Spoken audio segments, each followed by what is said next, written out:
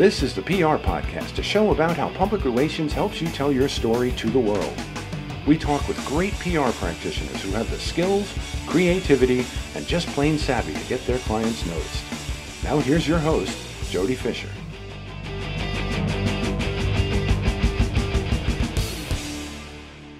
Hey everyone, and welcome to the PR Podcast. I'm Jody Fisher. Thanks for joining us. Well, wanted to talk up front in the show here about something that came across my transom in the last couple of days, and it's really bothering me, and I got to get it off my chest. Someone contacted me on LinkedIn and asked me about my services, which I was, thrilled to get contacted by. And they asked me if I distribute press releases via news wires. To which I answered, I can, but I don't recommend it for the various opinions that I have about the effectiveness of newswire distributions. And nothing against any of those companies. I think they all function the same. And I just don't think that they're very valuable. I think there's a lot more value in creating something that's a really valuable release or really valuable pitch, sending it out to reporters and having the reporters that are interested in that information report on it. And so I told that to this person over LinkedIn, and this person came back and said, well, but they help with Google SEO, don't they?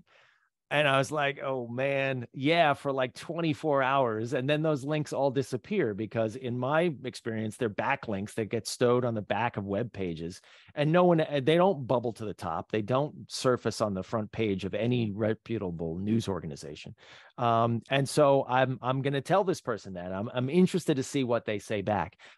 Obviously this person is a novice at PR and they want some help, and I want to provide them with some help, but it's something that we do in PR is that we educate people who aren't experienced in our expertise in what's going to work for them. And I think that ethically, that's what we're obligated to do, is to sort of guide people, even if they're not cutting us a check, even if they're not paying us, even if they don't have a contract, to guide them to best practices about PR. Anyway, that's the thing I needed to get off my chest. What I'm really interested in is our guest today. So let's get right to that conversation.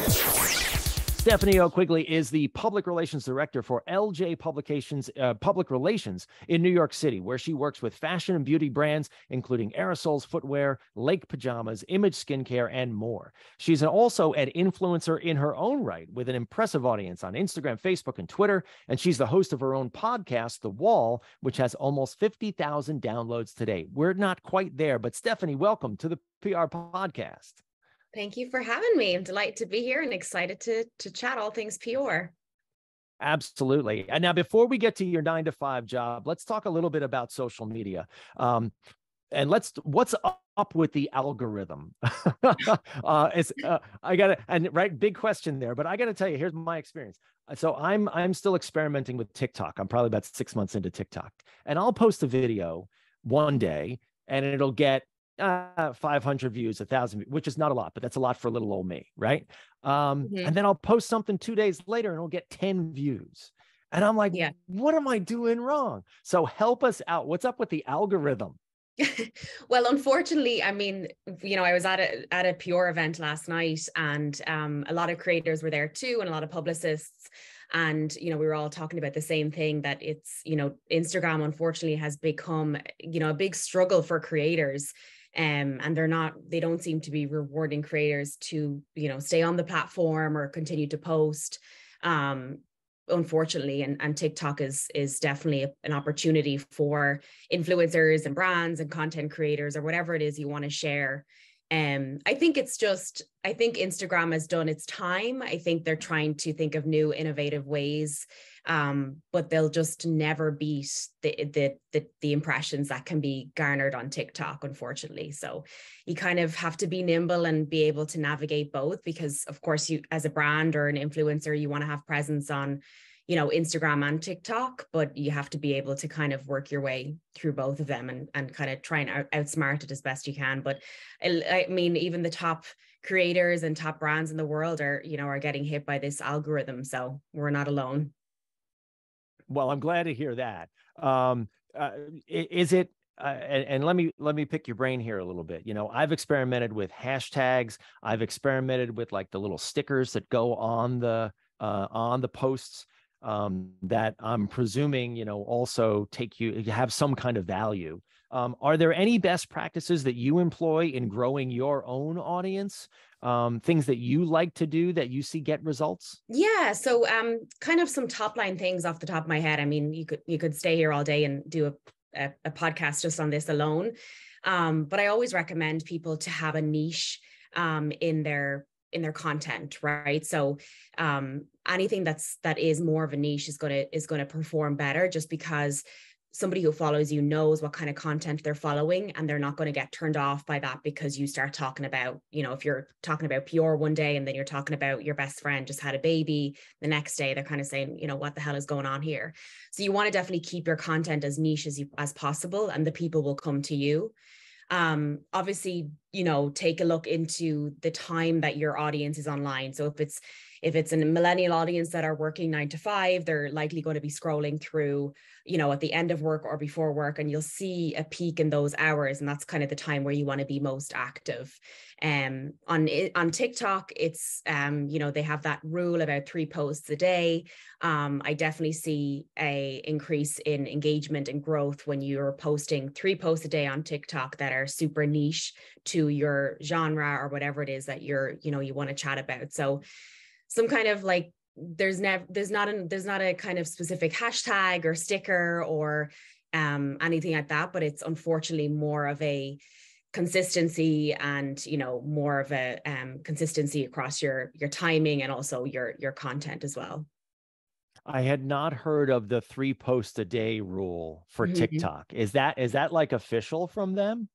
It's not official, but it's definitely well known within the community, and TikTok, regardless, which is tough because there's a lot of people and kids that are scrolling and scrolling and scrolling. It's just not good. As much as I love social media, I don't see the value in giving the kid the phone and letting them scroll their life away. But TikTok is currently rewarding creators the more that they post. So if you're somebody who's doesn't have a job and can sit there all day and post about God knows what, you're likely to grow an audience very quickly. Very interesting. All right. Yeah. Because I noticed that with posters. Frankly, who I really notice it with, who pumps out a lot of content, and this makes sense, is news organizations. I mean, Mm-hmm. and I actually, in my business, following news channels, whether it's the local TVs or the local papers or even the national or international outlets, I started to follow a lot of them. And all of a sudden, that's all my feed was. And I was like, whoa. And I had to throttle back because I didn't just want to see news all day. It was crowding out everything else. But that's, as following your example, they are doing that best practice of publishing lots of content every single day because they have the content at their fingertips. Yeah. And they're getting pushed to the top. Would that make sense? Yeah, that would make sense. And also say that was news you were engaging in, but say it was, public relations that you were engaging in, you're going to get served all the people who on TikTok who are talking about public relations. So that's how people start to grow then, because it's so hyper targeted that TikTok will serve the videos or your content to these people who have already expressed even a tiny bit of interest in this subject. So you're going to get hit, your video is just going to go out to those people straight away. Because TikTok is just so quick on those trends. So interesting. One last question about this before we get into your 9 to 5 and all the cool stuff that you're doing. Lots of hashtags or not so many hashtags? The rule, the quote unquote rule, is 11. I would always say definitely in and around maybe 6 to 10, kind of a nice sweet spot there. And again, super targeted hashtags. If you might see a hashtag that's trending, and this especially happens on TikTok where the hashtag is trending. But if you use those hashtags that are trending, it could be something much, much broader than what you want to talk about. So then your video is going to get served to people who are not really interested in your content. So yes, you might start to get a lot of followers and likes and views on that video, but they're not there for the content that you want them, they want to see. They're there because of a quick trend that passed in less than 24 hours. So you want to just move away from those like broader trends and kind of, again, keep your content and your hashtags niche. It's a great footnote there about making sure that what you're talking about and what you're hashtagging about Hmm. is focused on what you're doing, and you're not chasing some kind of dragon, whether it's, the latest trend or Yeah, something that's off brand for you. exactly. Yeah.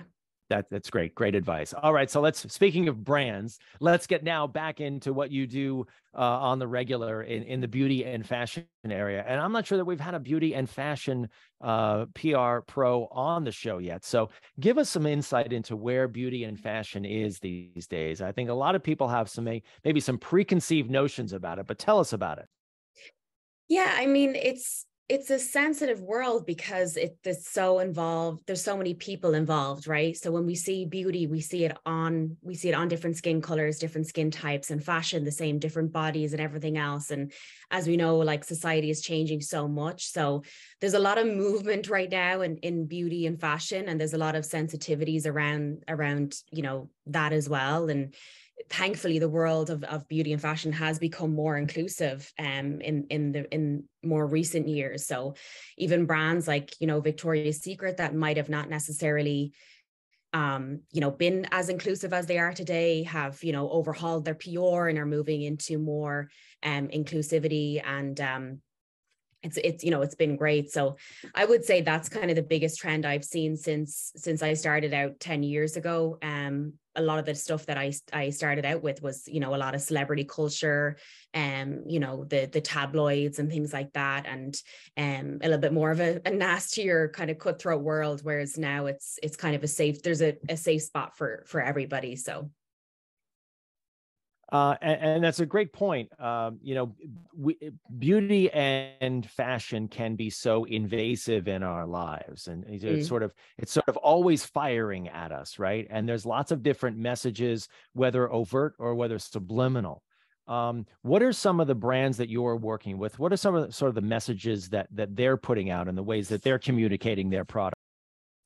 Yeah, so I think it's a lot of inclusivity where you don't want to rule anybody out. And even when it comes to anti-aging for for skincare, there's a lot of brands that just won't use that, or they'll use aging better or aging gracefully, or and kind of more turning things into a positive as opposed to a negative. So you'll see beauty brands trying to switch over that language, not to be negative about, getting older is not a negative thing. You don't need to have like a Botox face in order to like be seen as beautiful. Like we can embrace our aging as we go, and just make sure that our skin is taken care of and it looks as best that it can be. And the same with fashion. A lot of brands we're helping a lot of brands introduce more inclusive sizing, more inclusive messaging, whether it's like around the holidays, religion, and kind of just being more inclusive in those kind of instances. Working with small creators. I have a couple of brands that work with smaller artists as well, just to highlight those people and get creative with them, different things like that. So it's very collaborative, again, bringing more people in and highlighting influencers, creators, and people who are doing like some interesting things. So kind of the bigger brands are teaming up with the smaller people and, coming together. So it's an interesting time to have been in PR. And I think it's just the start of it for all of that stuff. Yeah, let's stick on influencers there for a minute. I think when influencers first came into our sphere of consciousness, it was, to drop a name, it's like the Kim Kardashians of the world. It was like the supermodels of the world. It was the big, bold-faced household names of the world that were influencers. Not unlike, hiring a supermodel or, a movie star to star in your ad campaign for your beauty brand, right? And I feel like that has slowly shifted towards and please, I'm going to get out of my lane here a little bit, so you correct me, whether it's the smaller influencer, the micro influencer, or someone who has an engaged audience, but isn't necessarily that household name. Would you agree? Yeah, definitely. I think there's the thing about hiring an influencer or working with an influencer celebrity. I mean, it's the same concept, right? And working with an influencer versus working with celebrity, it's kind of this, you're trying to get the same result on different scales. But because there's so much talent out there now, and a lot of different buckets of people that have created a name for themselves in, you know, people in the corporate world, people in, you know, people in kind of a creative craft space, people in fashion, beauty, you can be an influencer in any industry now. So brands are becoming more effective leveraging these influencers because they're so targeted as well, right? So I mean, I know people in the industry who are working with fishing influencers, like these guys that are fishing and they share everything on social media, and they have this whole fishing community. And, you know, for like these brands who are doing fishing rods are, again, out of my lane, but you know, you would never think that that would be the case. So putting paid spend behind these fishing influencers is like such an interesting how we've gone so far into the different like buckets of and categories of influencers. But it kind of all derives from the same idea of years ago when, you know, Paris Hilton or Britney Spears was you know, drinking Pepsi. You know, it kind of derives from the same. It's like you get that you're influencing their audience. You're kind of piggybacking on their audience, whether it's 10,000 people or it's 10 million people. It's pretty much the same concept. You bring up a good point there, that beauty and fashion and influencing is not limited to the female gender. And I seem to be getting more and more what we'll call beauty related ads served to me, that maybe just because I'm old. But I notice a lot of growth in and again, maybe it's just me, but I notice a lot of growth in the men's beauty, the men's fashion, the sort of men targeting men, saying, hey, you should be paying attention, which is not necessarily a bad thing because we could all use some help. But I notice a lot more of that. Do you see that growing as well? You know, beauty and fashion targeted at men? 100%. I actually had a client that was doing Botox injections, med spa treatments that really had seen a huge increase in males that were coming in, and a huge demand in males. A lot of the skincare that we do now is kind of more marketed towards unisex. That's the messaging around it. You never want to just kind of put yourself into a female, right? Because skincare can be used on females and males. And have a lot of similar needs. You know, men get acne, men get, you know, age spots, men get, you know, sunspots, everything. So it can be, you know, you have to be able to move between both categories, or kind of all colors of the rainbow, really. So we're seeing a lot of that. And I think that stems from the pandemic. All of us have been on Zoom for the last 3 years, looking at our pores and our wrinkles, and you know, we're like, I didn't know my face went like that when I was frowning or concentrating. And I just blame it on my camera. I just blame it on my camera. I know, and it's kind of bringing it all to light. So we're not used to looking at ourselves like that, and I think that has kind of ignited it. And again, it's just the whole trend of wellness and taking time for yourself that has come out of the pandemic. And men are kind of saying, hang on a minute here, it's okay if I want to go for a hydrofacial, or it's okay if I want to go for, you know, lymphatic drainage, or I want to put on a vitamin C serum every day. Like, it's not as kind of, you know, there's not as much of a stigma around it. So there's definitely a huge trend after 2020 with men, and an increase in the beauty industry for sure. What was that drainage thing you just said? What was that? Lymphatic I've never drainage. heard of that before. Lymphatic drainage? Yes. Oh boy, Yeah. I'm gonna have to look that one up after the show. Okay. Well, let's just wrap all this up though, and segue back to what the podcast is all about, which is PR, and how you're using PR to advance your clients' interests in the beauty and fashion category. What do you see? What are you using on a daily basis in terms of PR vehicles? I mean, is it the product launch press release? Is it the influencer? Is it the creative pitch? Is it the, you know, come try it kind of thing? I mean, what vehicles are you using? It's a little bit of everything. It's probably not the answer you're looking for, but it is a little bit of everything. I think there's a demand for events in real life. Again, you know, I get a email alert for all the kind of beauty events that are happening over the next 2 weeks within the industry. And looking at it yesterday, every single event in it was in real life, all like, you know, event. There was no virtual events anymore, which is awesome. So people are eager to get back and to try a product or see, you know, a piece of clothing in person. But I think knowing that these editors and journalists have such little time, all our events are catered to, give me 15 minutes, pop in for 15 minutes. Like, it's not a commitment of a dinner. It's not a commitment of a breakfast. It's a commitment of grab a drink, grab a cocktail, grab some nibbles, you know, I'll show you around, do a customization on your you know, your clothing or something small that they can take away with. And, you know, that's it. They kind of head off from there. So it's kind of has to be quicker and more convenient for the reporters and editors and influencers as well.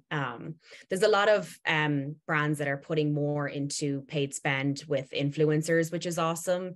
Especially on YouTube and TikTok. YouTube, obviously notoriously more expensive investment.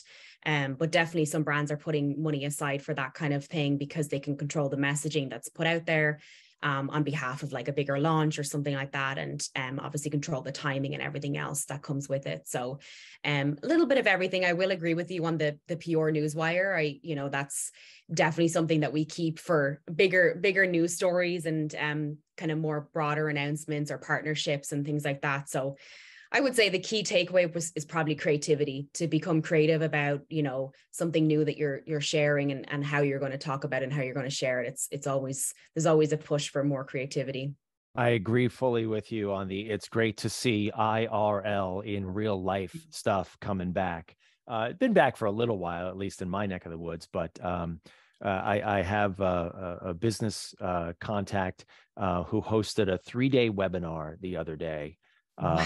And I was like, wow, that's some commitment to a webinar. And I really hope the webinar was successful for that person. But I was not on it. I know, I can't imagine. Yeah, there's no substitute for being, you know, up close and personal, and especially when you're talking about something that you do, fashion, beauty, you know, where the look and the touch and the feel and the what is it, you know, is so important, right? I mean, my wife orders, you know, 3 different pairs of shoes from Zappos, you know, the same shoe in 3 different sizes, so she can try them all on, send 2 back. Maybe that's convenient, but that still translates to I need to put my foot in the shoe. Yeah. And you can't buy something like that's going to fit on your body, you know, or maybe it's the way it looks on you when you put it on. It looks great in the picture. Of course, it looks great in the picture. What does it look like when you get it home and, you know, stand in front of your mirror? So IRL, yeah, for sure. So we're sort of at the front end of 2023 here in terms of what we all do. Are there trends that you either see coming or maybe that you would like to see coming this year, getting back to real life with beauty? You know, you talked a little bit about more inclusivity. You talked a little bit more about sort of broadening the scope of what beauty and fashion looks like. And I think that's a great thing. Are there other trends that you see coming down the pike, or maybe those trends are going to grow? Yeah, I think those trends are definitely not going anywhere. I will say, I think TikTok and, you know, partially Instagram Reels is going to play a huge part in how brands are educating their consumers about how to use the product. We're seeing great success with brands using, you know, a TikTok video or an Instagram reel on how to use the product. And then they can also use the shoppable links within those social media apps for, you know, purchases on their website or on their kind of retailer site, wherever they want to direct.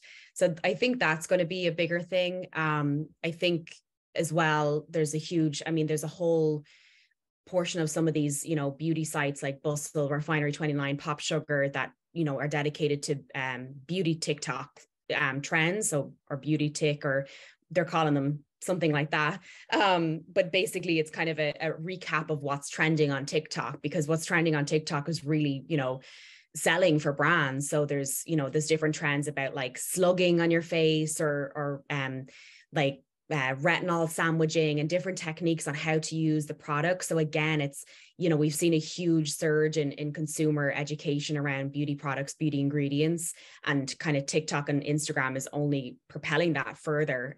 You're having people on there mixing like niacinamide and hyaluronic acid and retinol and different ways to mix and match all these different ingredients and using them on their skin. And it's turning into trend then if they, get the desired results. So you have people ordering all these ingredients that they wouldn't necessarily have known maybe 2 or 3 years ago. So I think that's huge.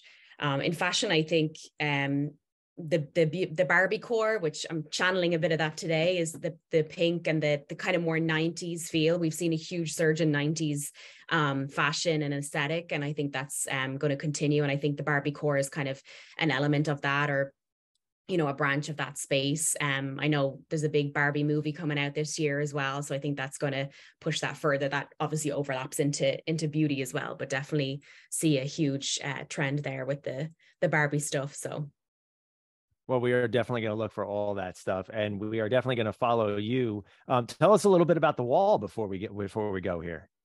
Yeah, so I created the wall. I love chatting to people. The wall is a podcast that's focused on human health and behavior, and just telling real stories. I always think when somebody has a success story, there's always struggle that has gone on behind it. So I'm kind of digging into all that stuff, and giving people a platform to reveal the struggles and different ways that they knock down the wall along the way. So it's been a really kind of passion project for me. Obviously, I'm working full time, so these things happen on the weekends, but it's awesome. I've spoke to a lot of different people and have learned a lot of different things as well. So it's available anywhere you can get your podcasts. Well, we are definitely going to check you out, and maybe you could give us some advice on how we can juice our listenership, because we love our listeners and we get more every day, but we'd love to be growing at the rate that you're growing as well. So that's fantastic. We are going to end up our conversation here and segue into the rapid fire question portion of our podcast, Stephanie. If you've heard us before, you know what's coming. This is where we steal a page from inside the actor studio, ask our guests a series of rapid fire questions meant to elicit a simple answer, maybe a laugh or two. I think we can get an Irish laugh out of you. What do you think? Yes, for sure. It's easy to sounds good. Sounds good then. Rapid fire question number 1 for Stephanie O'Quigley. What is your favorite news source? Social media, probably. All right. Any particular platform that you're particularly interested in now? TikTok, for sure. Yeah. It's everybody's on the talk. Yeah. Rapid fire question number 2. What is your favorite social media platform? It's TikTok. Answer that question. There you go. All right. Rapid fire question number 3, and you can amend this if you'd like, but I'm going to give you the 2 options: coffee or alcohol. Definitely coffee. I haven't drank alcohol in over 10 years. So good for you. I'm actually 4 years in. I'll be 5 this coming year. So nice. That's awesome. Good for you. Easier. It does. And I'll tell you a little segue here. It's one of the best decisions I ever made. Yeah. It's just for people who need to make that decision, I would recommend that you do it. It's hard, and it's different for everybody. But if you feel like you want to do it, it means you probably need to do it. So go try it. Yeah. Great health benefits for sure. Absolutely. All right. Rapid fire question number 4, Stephanie. What's your favorite on the run food? I would say a protein bar or just some nuts. Well, we work in PR, so there's plenty of nuts around, right? Yeah, that is true.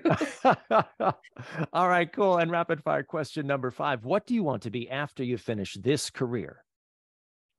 I'll never finish working in PR. In some shape or form, I think I'll always work in public relations. And I always say to my partner that, I don't think I'll ever retire. So that makes 2 of us for sure. Yeah. Well, Stephanie, this has been a great conversation. Please let people know how they can find you online. Yes, I'm on Instagram. It's at Stephanie O'Quigley, just my full name. TikTok is at Stephanie OQ.